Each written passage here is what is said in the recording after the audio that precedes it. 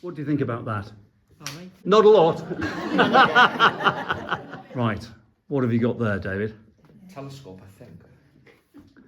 Yes. Whose is the telescope? All right. Okay. Okay, madam, tell us about it. It was passed down to my husband. He come from my mother-in-law's family, and they lived in Northumberland. Right. And how long has it been in your side of the family for? I can't remember now. No.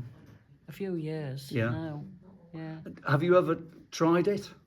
Yes, my husband used to get it out and go in the garden and look through it. Yeah. Right, brilliant. And then I've passed it on to his son. Right. So, yeah. So it's Thomas's now. So. It's an interesting thing in its original case as well, David. Original leather It's case. like a story about it, but. Well, David Elstob, luckily, is an expert in telescopes. Aren't you, David? Absolutely. All sorts of instruments. It's nice quality London-made telescope.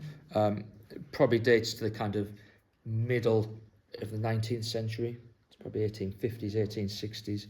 And it's got the maker's name on it.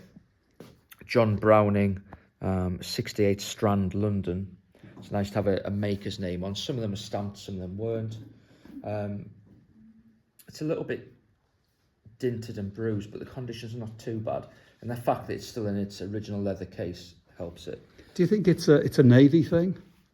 Could be, but there's no military markings on No. it. You would get military markings on a naval one. Yeah, you would. So we're looking at mid-19th century. And London maker, original condition, original case, 70 to 90 pounds. 70 to 90. Yeah. What do you think about that? All right. Yeah. Yeah. Fine. Not a lot.